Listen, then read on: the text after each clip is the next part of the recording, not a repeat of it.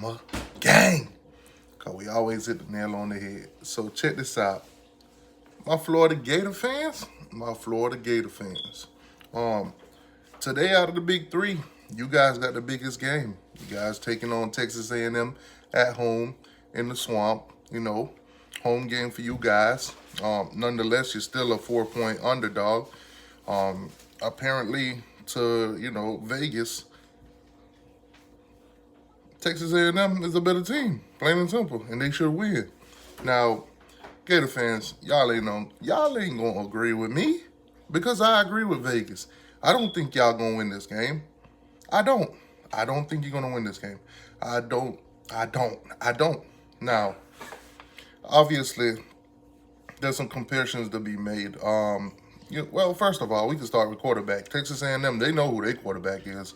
Connor Wigman or whatever. They know what they getting in him. The last two games, he only threw for like 225 yards, but the first game was more, detrimental than the second game.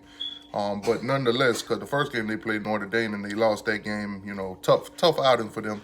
Wigman threw like 2 interceptions, and you know how that goes. One of them he kind of sailed, and the other one, well, the guy made a good play. It is what it is. The DB or whatever made a good play. But nonetheless, Wigman ain't no Heisman candidate or anything like that. He probably ain't one of the best quarterbacks in the country. Probably not even top 25. But they know who their quarterback is. Now, Billy Napier know who's his quarterback. But the Florida Gator fans, y'all don't know who y'all quarterback is because y'all are divided. I've been watching y'all boards. I've been watching y'all on Twitter. I've been seeing y'all fans. I've been hearing what y'all are saying. So I already know some want Lagway and some want, Graham Mertz because of his experience and this, that, and the third. And you guys are divided. And most of you, I will say this, think that Lagway gives you the best chance of winning here on out. But some of you guys know that Billy Napier got loyalty when it comes to Graham Mertz and, concussion kind of cost them the job. So you guys ain't really too fond of, just, scrapping the kid. And, it'll be a horrible look, too, to be honest with you. A lot of you guys have turned your backs on Billy, rightfully so. I told you this was going to happen after Miami blew y'all out or whatever. Y'all thought that little Stanford win was going to, patch things up. It's not. But nonetheless, anyway, Mike Elko, man, got, Texas A&M coming in town, them Aggies, big dogs, if you want to call them so. Miami's little pet.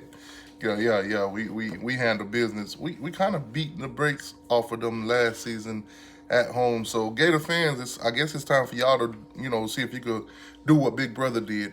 We beat the brakes off Texas A&M at our home. So let's just see if y'all could do it at the swamp, Tough act. Miami's a tough act to follow, Texas A&M. Talking to Texas A&M now. Miami's a tough act to follow, 41-17, that's a major beatdown. That's a major performance. So I want to see if you guys could, go out there and do the same thing. Hopefully you guys ain't no Stanford. That's tough. That's tough. Here's what I'm excited for. I want to see if Graham Mertz going to come out there and look like, a total different quarterback. Because basically what Lagway have gave these fans a dose of is, 400 and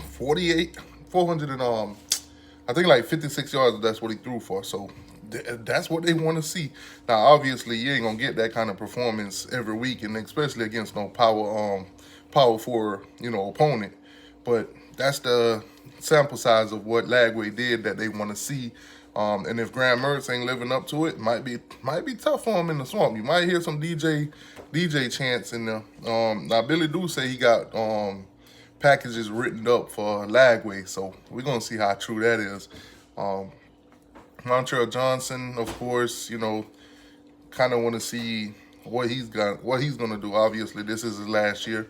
Tough opponent against Miami. He did have a big 70-yard run. Over 100 yards in that game total, but that big run is really what put him over the edge.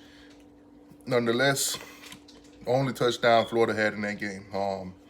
Let's just see what they can do against Texas A&M. Now, Texas A&M biggest opponent, like I said, so far has been Notre Dame, and they lost that game at home. This is one is on the road. Florida will probably be their second, toughest opponent.